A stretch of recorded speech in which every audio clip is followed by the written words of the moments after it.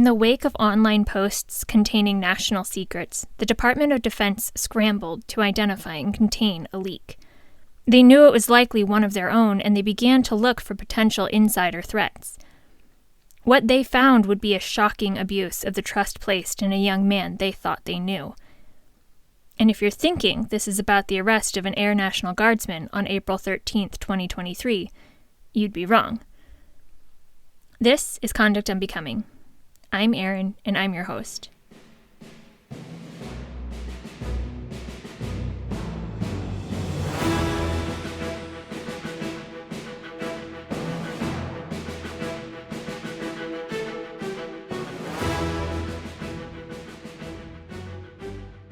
With the recent arrest of Jack Teixeira, this seems like the exact right time to discuss a case of retaining and releasing classified, secret, and top-secret documents, and what happens when service members spy on the United States. Brian Martin was born in Seoul, South Korea in 1988. When Brian was 2 in 1990, the Martin family adopted him. His adoptive parents worked as a psychologist and an intelligence specialist, and the three settled into their lives together in upstate New York. There, by all accounts, he had a fairly average upbringing. While he was in high school, Brian Martin took an interest in computers. A local newspaper highlighted him for his academic achievements in computer programming and web page design. When the reporter asked Martin what his career goal was, he said it was to become a website designer. Perhaps he would have saved himself and his parents a lot of heartburn if he had gone into a creative field. Instead of following that dream, just after graduating high school, Brian Martin enlisted in the Navy in 2006 and began working as an intelligence specialist. Martin and I are roughly the same age, so I'll offer this as a potential explanation for his change in priorities. Martin witnessed the September 11th terrorist attack at a formative age. It's entirely possible that he, like many other young Americans, was swept up in a wave of patriotism and wanted to enlist. He certainly had the example of an intelligence specialist in his family. That said, I didn't find a stated reason Martin chose to join the armed services. But I did find a lot of reasons for why he chose to betray them. After a year in the Navy, Martin received a top-secret level security clearance in 2007. There are 3 levels of security clearances: confidential, secret, and top secret. Some jobs also require SCI access, that's sensitive compartmented information access. Sensitive compartmented information is information that is so sensitive, it's set apart or compartmented from other more generally accessible information.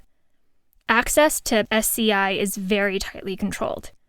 When someone is read into the compartment, they sign a non-disclosure agreement and their access is recorded in a register. Sensitive compartmented information can only be stored in a sensitive compartmented information facility, also known as a SCIF. A SCIF is a fortified, ultra-secure room. It's sheathed to prevent electronic eavesdropping, reinforced to resist forced entry, soundproof, and monitored by motion sensors. Cell phones and other unsecured devices are barred and cannot be brought into the SCIF. And these SCIFs can vary in design and size. They range from phone booth-sized to entire floors of buildings, enough space to hold meetings and briefings as needed. There are thousands of American SCIFs tucked into facilities across the globe. All security clearances, whether confidential or all the way up to top-secret SCI, start with Standard Form 86, a 136-page questionnaire that comprehensively covers every name someone has used, neighbors at each residence for the preceding 10 years, education, employment, foreign contacts, foreign activities, relatives, references, psychological and emotional health, criminal activity, credit, and perhaps most importantly, allegiance to the United States. The Department of Defense is responsible for managing their own security clearances, and the Defense Industrial Security Clearance Office, or DISCO, runs the process. The acronym feels a little forced, but let's let them have that one. Having a security clearance isn't a license to access all the information within a specific classification. Gaining access to the information is still supposed to be on a need-to-know basis. And here's another way to think about need to know. In 2008, when the UCLA Medical Center admitted Britney Spears for psychiatric care, 13 staff and 6 physicians were reprimanded for looking at her medical records without a valid reason.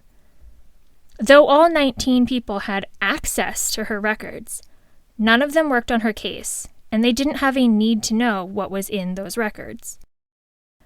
In the Department of Defense, a clearance remains in effect as long as someone requires access to the classified information as part of their job function. But the clearance isn't indefinite. Every 15 years, a confidential clearance must be renewed. For secret clearance, it's every 10. And those with the highest clearance, top secret, must be recertified every 5 years. If clearance is beyond that expiration date, or if there's been a break in service of 2 years or more, it's as though someone never held the clearance to begin with. The average processing time for a clearance in the Department of Defense is more than 200 days. Martin probably began the security clearance process when he enlisted. So Martin came into the Navy as an intelligence specialist. And in order to be an intelligence specialist in the Navy, you have to be eligible for a top-secret, sensitive compartmented information security clearance. You must have vision correctable to 20/20 and cannot be colorblind. Further, you and all of your family members must be U.S. citizens. After boot camp, intelligence specialists attend a 13-week training in Dam Neck, Virginia. At this school, Class A technical school, Intel specialists train in intelligence administration, maps and charts, operational intelligence, briefing, typing, and other basic skills. After graduation from this training, intelligence specialists are assigned to positions all over the globe, on ships, with aircraft squadrons, onboard intelligence facilities, and working with joint commands within the United States and overseas. In September 2010, now E5 or Petty Officer Second Class Martin began working on his assignment in the Defense Intelligence Agency, the DIA, at Fort Bragg in North Carolina. There he had access to a Joint Special Operations Information System terminal. Almost as soon as he had access to the JSOC terminal at Fort Bragg, Martin began downloading documents from his desktop work computer. He also used his security clearance to access information that was beyond his need to know. He knew that the things he looked at each day could be valuable to the right buyer. And this wasn't the spycraft of World War II with microfilm and hard copies. The concern is no longer that someone might walk out of the job with a few classified or secret documents hidden in the lining of their briefcase. The concern now is that someone may transfer entire libraries' worth of information to a thumb drive in a matter of minutes. Martin began taking phone calls with Mr. Lee, a man who he believed to be a Chinese intelligence officer. When they first connected, Martin was preparing for a deployment to Afghanistan. Martin bragged to Mr. Lee that his current assignment was focused on U.S. military operations in Afghanistan, and about his access to certain networks and the Joint Special Operation Command secrets. He thought they might be valuable to the Chinese. Martin made it clear in this pseudo-job interview that he wanted to work with Mr. Lee to sell information that only Martin could, or would, provide to the People's Republic of China. Martin wanted to work with the Chinese because he believed they would pay the most for his access. He told Mr. Lee that he was doing all of this because he, quote, enjoys compensation. He hoped to set up a long-term payout system, to establish a relationship that could, and in fact would, last the rest of his career. He told Mr. Lee that he would provide imagery, reports, and information from top secret and above. He elaborated that his secrets had value because they highlighted not only perceived threats, they identified weaknesses and where the United States was not capable or not prepared to deal with the threat. And the issue wasn't necessarily that Martin enjoyed compensation. The issue was that Martin really enjoyed what compensation could buy him. He was recently engaged, and he wanted to clean up his personal finances so he could impress his future father-in-law. Martin's finances were in a precarious position after overspending on his vices. My most frivolous purchase is a nonsensically large collection of tumblers and water bottles. It's excessive, I recognize that, and yet I ponder whether I need to track down a Stanley. Perhaps my spouse will understand that my water bottle liability was nothing in comparison to Martin's spending patterns. Martin's vices included excessive gambling and purchasing commercial sex. I suspect, but obviously cannot prove, that Martin's future father-in-law would be much less thrilled about Martin's involvement in illicit commercial sex than the size of his paycheck. Martin was repeatedly borrowing money from his coworkers to pay down his massive gambling debts, and it was clear to those around him that he was struggling financially. At their first in-person meeting on November 15, 2010, in the lobby of the Hampton Inn in Spring Lake, North Carolina, Martin identified Mr. Lee as his contact because he was reading a Chinese newspaper. Martin told Mr. Lee that he could be a very valuable source of information during the 20 years he planned to remain in the Navy. The two spent roughly an hour and a half together at that first meeting, and Martin wanted to impress Mr. Lee to get that long-term financial reimbursement situated. So he offered to give Mr. Lee proof of what he'd been bragging about, proof of his access. Martin offered to bring 2 documents to prove his worth to their next meeting. Mr. Lee gave Martin $500 for the information that Martin provided verbally in that first meeting, and as a down payment for the documents Martin promised to bring to their next encounter. Mr. Lee told Martin that he'd receive more money when Mr. Lee had the documents. Before departing, Martin offered to travel to Beijing to prove his commitment to the arrangement. Mr. Lee told him that wouldn't be a good idea, which, from the outside perspective, makes a lot of sense. An intelligence specialist traveling to Beijing would certainly raise red flags, and would likely necessitate a debrief upon his return. The next day, November 16th, the two again met in a hotel in Spring Lake, North Carolina. Martin had returned to their meeting place and kept his word. He brought with him 2 documents. One was designated as secret, the other top secret. Both contained information related to national defense. In exchange for these 2 documents, Martin received an additional $1,500. 3 days later, on November 19th, Martin returned to Spring Lake and met with Mr. Lee at the Holiday Inn Express. He'd left straight from his office at Fort Bragg and was still wearing his Navy uniform. There's something particularly offensive about selling state secrets while wearing a Navy uniform. This time, he brought 58 pages of classified documents. Of those documents, 48 pages were marked secret, and the remaining were top secret. The documents concerned intelligence assessments and naval operations in Afghanistan and Iraq. He received an additional $1,500 and signed a receipt for his payment. Martin and Mr. Lee met again on December 1st. There, Martin received $8,000 in cash from Mr. Lee.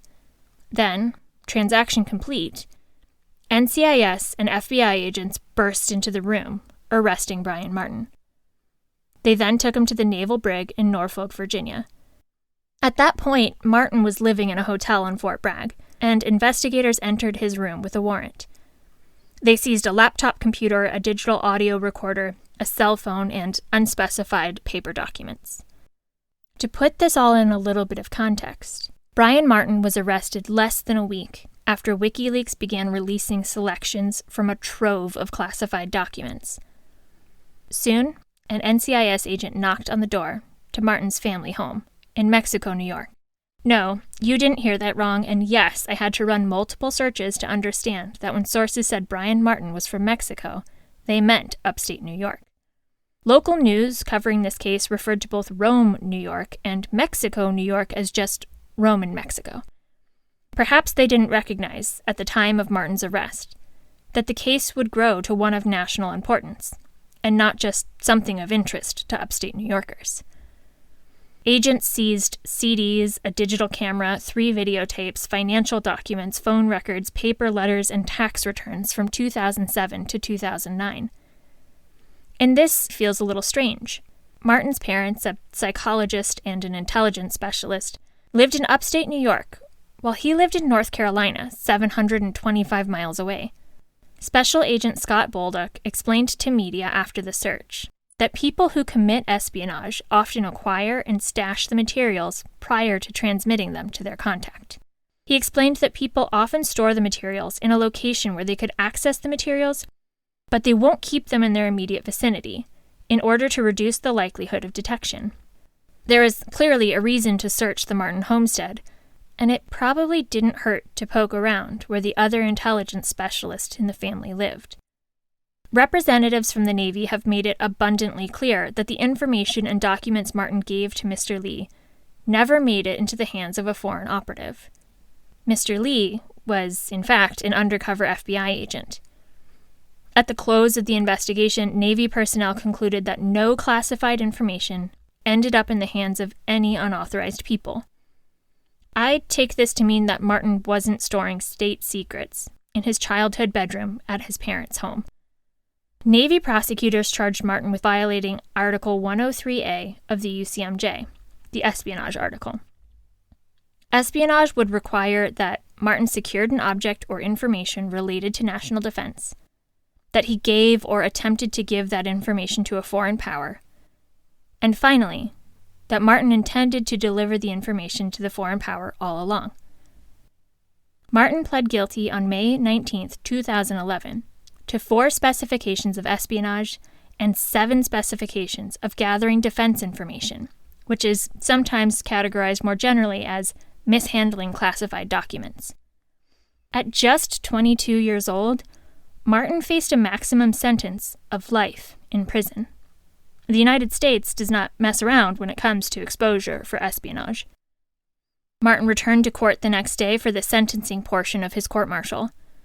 Government trial counsel played 3 hours of surveillance tape showing Martin, sitting in his Navy uniform, selling secrets to the undercover agent. Martin received a sentence of 48 years confinement, reduction to E1, forfeiture of all pay and allowances, and a dishonorable discharge.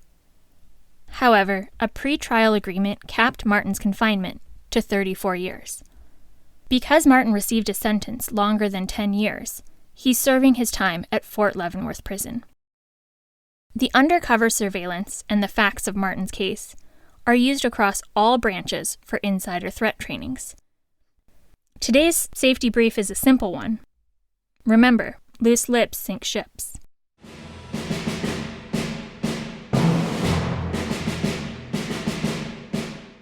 On appeal, Martin argued only that his sentence was inappropriately severe. This in spite of agreeing to the cap of 34 years in his plea agreement. It's a little intellectually funky, making an agreement to a maximum term and then going on to argue that the sentence is unfair. He literally had a hand in negotiating it. The Navy Marine Corps Court of Criminal Appeals found this argument equally intellectually funky and wasted no time in disposing of his appeal. Legal Beagles, I'd invite you to dig into this appellate opinion with me, but we'd hit bedrock pretty quick. In an opinion that only on a technicality weighs in at 3 pages, the court established that sentence appropriateness is a function of assuring that justice is done and that the accused gets the punishment they deserve. This test is an individual consideration of the accused and the sentence imposed. The court looks at the character of the offender and the seriousness of the offense. If the appellate court is convinced that justice was done and that the appellant received the punishment they deserved, the sentence is affirmed. Here, the NMCCA applied this test in a single sentence and concluded that they were convinced justice was done and that Martin received the punishment he deserved. And hey presto, opinion complete. Martin did further appeal this to the Court of Appeals for the Armed Forces, where he was denied review. The opinion cited neither specific facts in their application of law, nor did they point out that Martin had ample opportunity to bargain for a lower maximum sentence. And while I agree that Martin received the punishment he deserved, I think it would be helpful for us to dig into why. The espionage article of the Uniform Code of Military Justice lays out that there aren't really attempts at espionage. That is, if someone gives or attempts to give away that object or information with the intent to harm the United States or aid a foreign nation, That's espionage. I say information or objects because the laundry list of protected items includes information, documents, writings, code books, signal books, sketches, photographs, photographic negatives, blueprints, plans, maps, models, notes, instruments, and appliances. If the espionage directly concerns nuclear weaponry, military spacecraft or satellites, early warning systems or other means of defense or retaliation against large-scale attack, war plans, communications intelligence, cryptographic information, or any other major weapon system, panel members can consider the death penalty. At the end of the day, espionage is a serious crime because the information can compromise national security. But perhaps a little more tangibly, espionage can cost people their lives. Disclosing troop movements, outing intelligence sources, selling nuclear secrets can all lead to real casualties in the real world, far away from the specialist that pulled the information from their work computer. Here, Brian Martin had special access to information about military operations in Afghanistan and Iraq.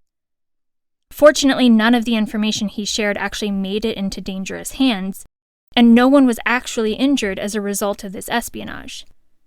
Yet, Private Manning, also convicted of espionage for actual disclosures to WikiLeaks, received a sentence of 35 years, just 1 year longer than Brian Martin.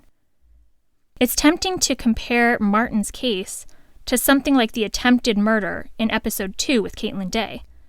There, Caitlin Day's co-conspirator was working with investigators, and was not actually working with Day to murder her husband. Here, Mr. Lee was also an undercover agent, not the operative of a foreign government. Caitlin Day received a sentence of just 10 years for her murder conspiracy. Caitlin Day's conspiracy couldn't be complete because the other member of the conspiracy was pretending. Brian Martin's crime was complete when he gave the protected information to Mr. Lee, regardless of Mr. Lee's actual employer. Brian Martin handed that information to Mr. Lee with the intention of aiding China. It only took 3 years after receiving his top-secret clearance for Brian Martin to make the conscious decision to sell out his country and his colleagues. It was only 4 years after he put on his Navy camis for the first time that he wore them into a hotel to sell information to someone he believed to be a Chinese agent. And listen, I don't think it was particularly helpful to Brian Martin that in the days before his arrest, the initial WikiLeaks Cablegate documents were released. The concerns about security and intelligence breaches were front and center while Brian Martin tried to negotiate a plea deal. In an espionage case, the accused is given broad latitude to present matters in extenuation and mitigation. They're allowed to present their reasons to the panel in the sentencing phase. For Martin, these reasons were that he was, quote, blinded by greed. I personally would have found this mitigation packet very difficult to prepare. Martin makes a very unsympathetic figure. He became the exact person that insider threat trainings are designed to flag. He had access to sensitive information, he had issues with his personal finances, and he chose to spend the money he did have on gambling and commercial sex. He would have ticked all of the boxes if he'd made that offered trip to Beijing. The case study on insider threats indicates that not only did Brian Martin have financial problems, these were problems that were known to his peers that he was borrowing money from to cover his gambling debts. I bring all this up to mention that there's nothing publicly available to indicate how Brian Martin and Mr. Lee became connected. I think that's being withheld for a couple of reasons. First, to protect investigative strategies. And second, to potentially protect sources. His colleagues knew of his strained financial position. They'd taken insider threat training themselves. They knew what red flags to look out for. And they were tasked with safeguarding the same information that Brian Martin had access to. It would follow logically that this entire arrangement was in fact Mr. Lee making contact with Martin first, not Martin shopping the dark net for a buyer of classified information. The Continuous Evaluation Program, or CEP, was implemented to detect insider threats. It's a platform that helps members of the national defense community report unfavorable information about security clearance holders. CEP creates opportunities to review a holder's background between clearance investigations if they start to exhibit red flags. Warning signs might be relationship troubles, bankruptcy, unexplained wealth, and substance abuse. Brian Martin had some of these financial concerns, and the rest of his behavior both made his finances worse and made him vulnerable to blackmail. He was engaging in commercial sex and gambling to excess. It's entirely possible that this was all brought to the attention of the continuous evaluation program. Now, the maximum term that Brian Martin could receive was life in prison. And that was an unacceptable risk. Brian Martin and his counsel made the informed choice to negotiate a plea deal. They had to get life in prison off the table. They negotiated with prosecutors and got some of the charges dropped in order for Brian Martin to plead guilty. When Brian Martin walked into the sentencing argument from the government, he knew that he'd already agreed to a cap of 34 years. He'd already agreed that was fair for what he had done. And it certainly worked out in his favor when 14 years were shaved off of his sentence because of the pretrial agreement. It's antithetical to the idea of plea bargaining to then claim that this sentence was unfair. Ultimately, given the nature of the information that Brian Martin provided to Mr. Lee, his purely selfish motivation for the espionage, and the fact that he had a hand in negotiating this outcome, the sentence of 34 years in prison is an appropriate sentence. Thank you for listening. If you enjoyed today's episode, please share it. I invite you to submit case suggestions and feedback to conductunbecomingpod@gmail.com. Join me next time in a nod to the ABCs. Until then, take care.